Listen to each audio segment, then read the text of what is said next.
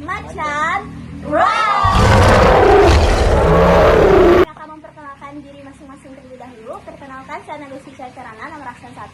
Perkenalkan, nama saya Dewi Nyaulandari, nomor absen 3. Perkenalkan, nama saya Niputri Syafelika, nomor absen 28.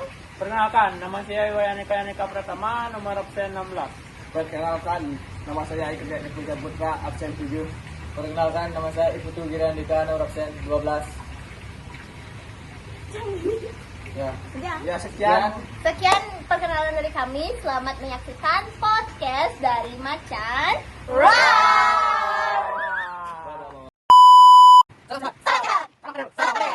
Pagi. Salam sehat. Salam sehat. Salam nama budaya. Salam nama budaya. Selamat sore. Sore, sore, sore. Yes. Salam dari Binjai. Salam dari Binjai. Salam malam. Malam.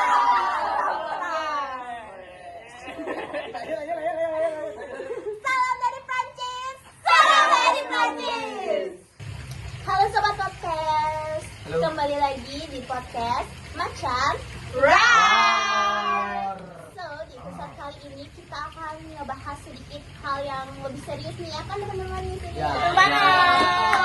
Jadi di sini kita akan kedatangan seseorang yang sangat berperan besar nih. Cakupnya. Baik, tanpa berlama-lama lagi, mari kita sambut. Inilah dia, Bapak Montesquieu.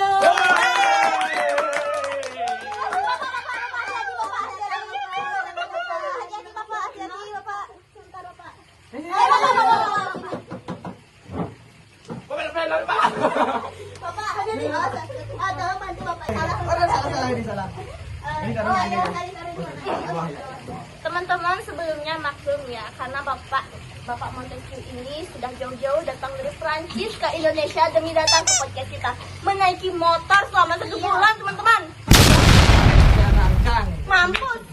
Aduh, ini sebuah kehormatan sekali, Bang. Terima kasih, Bapak. Terima kasih, Bapak. Nah, ini bagaimana kabarnya Bapak ini yang dari jauh ya? Sangat baik tapi melelahkan. Melelahkan. Ya. Kalau bisa diceritain sedikit aja Bapak, bagaimana perjalanannya dari Prancis hingga sampai ke Indonesia dengan naik motor nih. Naik motor. Gimana tidurnya Bapak? Makannya gimana? Dia kan motor. Iya, naik motor.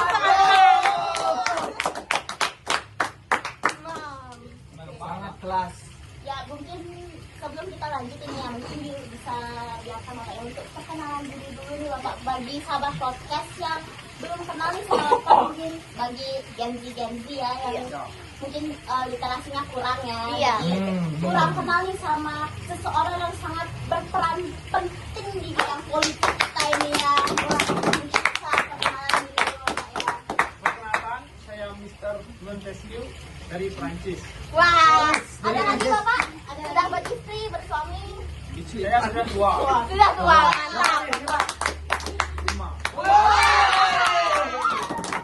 Sangat panutan ini ya. Sangat panutan sekali. Anak. Oh, 6 teman-teman. Kurang banyak. Mungkin bisa ditambah ya Bapak ya. Baik, stop dulu guys, basa-basi ya. Kita lanjut aja ke topik utama kita, yaitu bertanya kepada Bapak Montesquieu tentunya teman-teman. Baik Bapak, izin bertanya, karena Bapak ini adalah seseorang yang berperan penting dalam dunia politik dan juga filsafat. Boleh nggak sih Bapak itu menjelaskan secara singkat apa itu tugas politika? Oh, itu bisa. Ya. Bentar dulu, saya lupa. Kenapa? Tadi saya sudah nyiapin materi. Oh iya, teman-teman, kita maklum saja ya Bapaknya dari Prancis ke Indonesia loh teman-teman, pasti linglung sedikit. Baik Bapak, ini suatu kehormatan yang kita sudah digalakkan dari Prancis. Kita bilang teman-teman, ini kertas Prancis. Waduh, ini tulisan Prancis Pak. Ya. Waduh. Ini rahasia semua. Wah. Saya bisa menjadi seperti ini. Wow. Luar biasa teman-teman. Baik, jangan bicara teman-teman karena kita akan mendengarkan pernyataan dari Bapak. Kita dengarkan dengan serius ya teman-teman. Gunakan headset mana Bapak? Jadi, trias politika adalah gagasan saya bahwa kekuasaan negara harus dibagi menjadi 3, yaitu eksekutif, legislatif, dan yudikatif. Tujuannya untuk mencegah kekuasaan terpusat pada satu orang dan atau kelompok agar kebebasan dan keadilan rakyat tetap terjaga. Baik, keren sekali Bapak.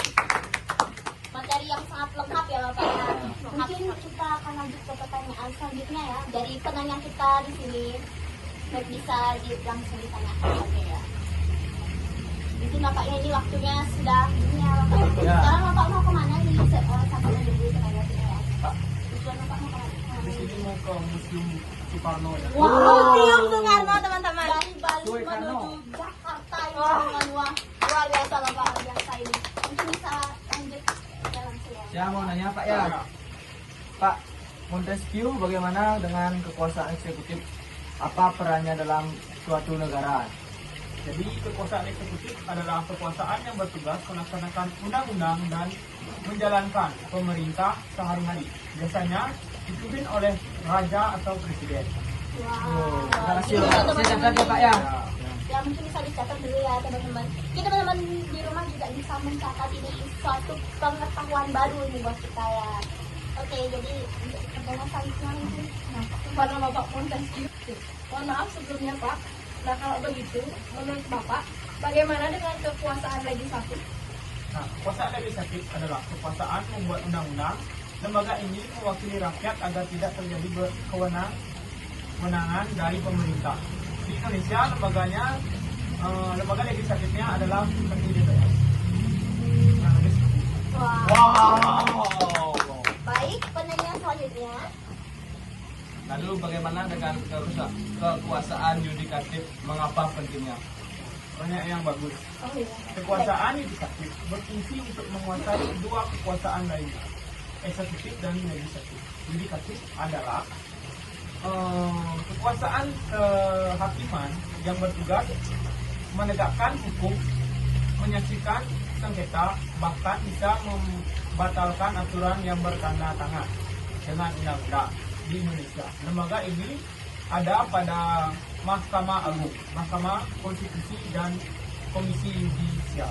Woi, terima kasih ya Pak ya, tadi materinya sangat-sangat penting sekali untuk kita para Gen Z yang belum tahu, wajib kalian cermati video ini.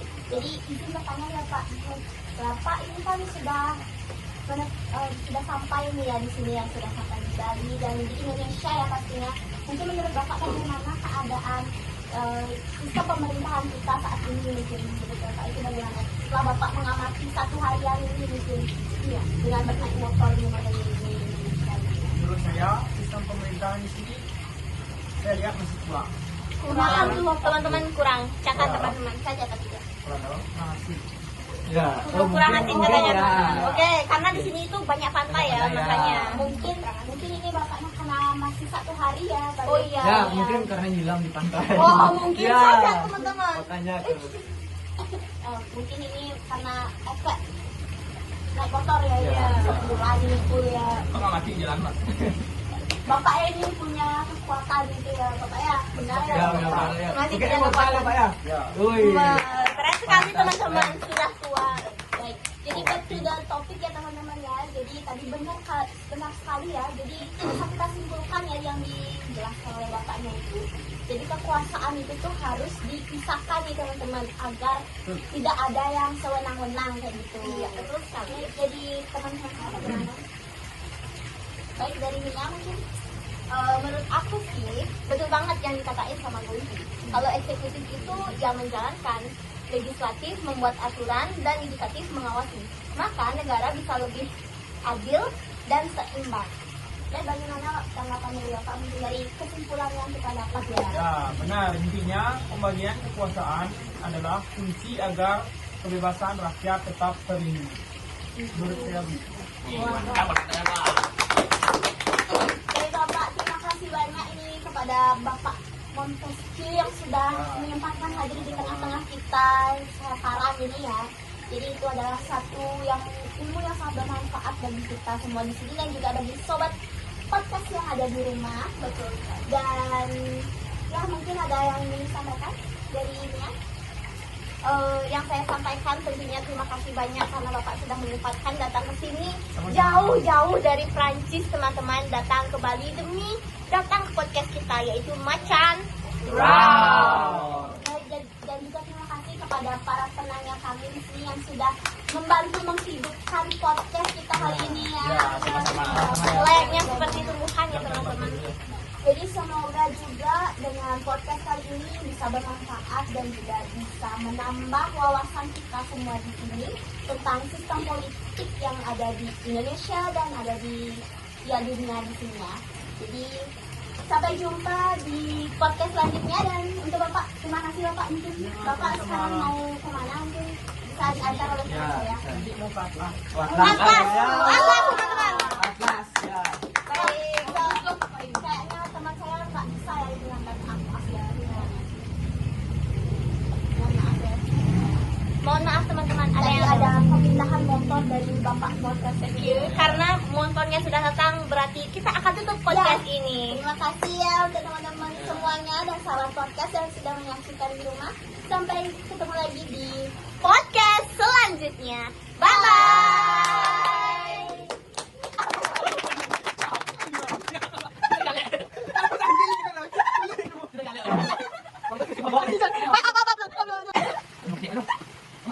Bye.